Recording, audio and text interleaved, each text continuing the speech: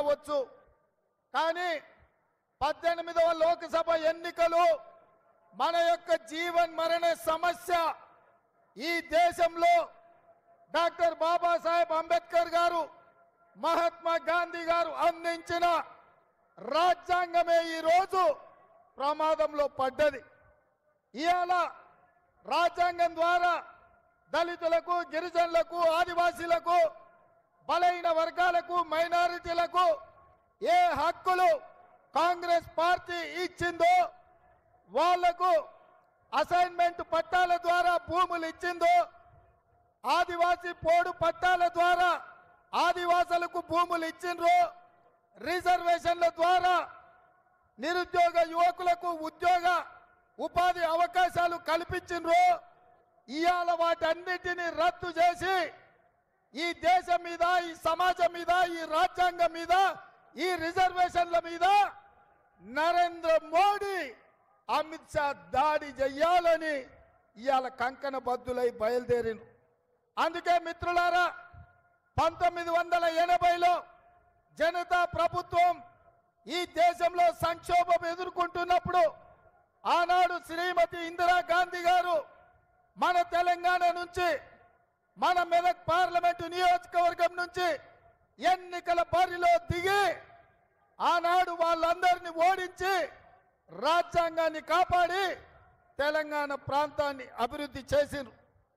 ఆనాడు తుపాకీ తూటాలకు ఇందిరాగాంధీ గారు బలైనప్పుడు వారి ఆఖరి స్వార్థ, చివరి రక్తపట్టు ఈ దేశ పేదల కోసం అంకితం చేసినప్పుడు శ్రీమతి ఇందిరాగాంధీ గారు మన ప్రాంతం, మన గడ్డ, మన తెలంగాణ నుంచే ప్రాతినిధ్యం వహించిండ్రు. ఇవాళ అందుకే ఇందిరాగాంధీ గారి మనవడు, తెలంగాణ ప్రదాత సోనియమ్మ కొడుకు మళ్ళీ రాజ్యాంగం ఈరోజు ప్రమాదంలో పడ్డది. అందుకే రాజ్యాంగాన్ని కాపాడడానికి, రిజర్వేషన్లను రక్షించడానికి వారు మళ్ళీ తెలంగాణ గడ్డ మీద నుంచే నరేంద్ర మోడీ, అమిత్ షాలపై యుద్ధం ప్రకటించిండు.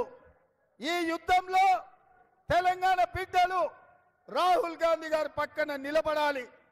60 సంవత్సరాల ఆకాంక్ష, 1200 మంది బిడ్డల ఆత్మ బలిదానాలతో, సోనియమ్మ ఉక్కు సంకల్పంతో ఆంధ్రప్రదేశ్లో పార్టీ నష్టపోయి కేంద్రంలో అధికారం కోల్పోయి తెలంగాణలో ఒడిదుడుకులు ఎదుర్కొన్న సోనియమ్మ తెలంగాణ రాష్ట్రం ఇచ్చింది. ఆ తెలంగాణ ఇచ్చిన సోనియమ్మ బిడ్డ ఇవాళ మన దగ్గరకు వచ్చిండు. మిత్రులారా, ఇవాళ మనమందరం ఏకమై 4 కోట్ల ప్రజలు రాహుల్ గాంధీ గారికి అండగా నిలబడి ఈ రాజ్యాంగాన్ని రక్షించి రిజర్వేషన్లను కాపాడే పోరాటంలో మనం వారికి వెన్ను దన్నుగా నిలబడాలి. మన అందరి బాధ్యత అని ఈరోజు మీకు అందరికీ గుర్తు చేస్తున్న మిత్రులారా, ఇవాళ నిన్న మొన్న బీజేపీ నాయకులు, నిన్న ఒక పార్లమెంట్ సభ్యురాలు తెలంగాణకు వచ్చి మాకు 15 సెకండ్లు ఇస్తే ఈ దేశంలో ఉన్న మైనార్టీలను తుదమిట్టిస్తామని మతాన్ని రెచ్చగొట్టే విధంగా మాట్లాడింది. నేను అడుగుతున్న తెలంగాణ సమాజాన్ని, పౌర హక్కులను, పౌర సమాజం, ప్రజల యొక్క హక్కుల కోసం కొట్లాడే వాళ్ళు, మాట్లాడే వాళ్ళు జాగ్రత్తతో ఆలోచన చేయాలి. ఈ హైదరాబాద్ రాష్ట్రం 2004 నుంచి 2014లో డాక్టర్ మన్మోహన్ సింగ్ గారి నాయకత్వంలో ఈ హైదరాబాద్ నగరానికి ఔటర్ రింగ్ రోడ్డు, అంతర్జాతీయ ఎయిర్పోర్ట్, ఐటీ కంపెనీలు, ఫార్మా కంపెనీలు, మెట్రో రైలు, కృష్ణా జలాలు, గోదావరి జలాలు ఈ ప్రాంతానికి తరలించి హైదరాబాద్ నగరంలో శాంతి భద్రతలను కాపాడినరు. కాబట్టే మత సామరస్యాన్ని పెంచి పెంపొందించిండ్రు. కాబట్టే తెలంగాణ రాష్ట్రానికి వేలాది కోట్ల రూపాయల పెట్టుబడులు వచ్చినాయి, లక్షలాది ఉద్యోగాలు తెలంగాణ నిరుద్యోగ యువకులకు వచ్చినాయి.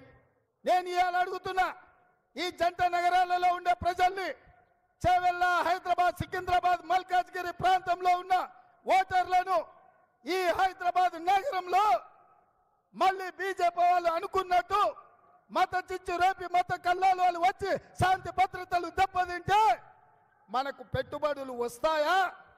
మన ఉద్యోగ ఉపాధి అవకాశాలు ఉంటాయా? ఈ పరిస్థితుల్లో మతాన్ని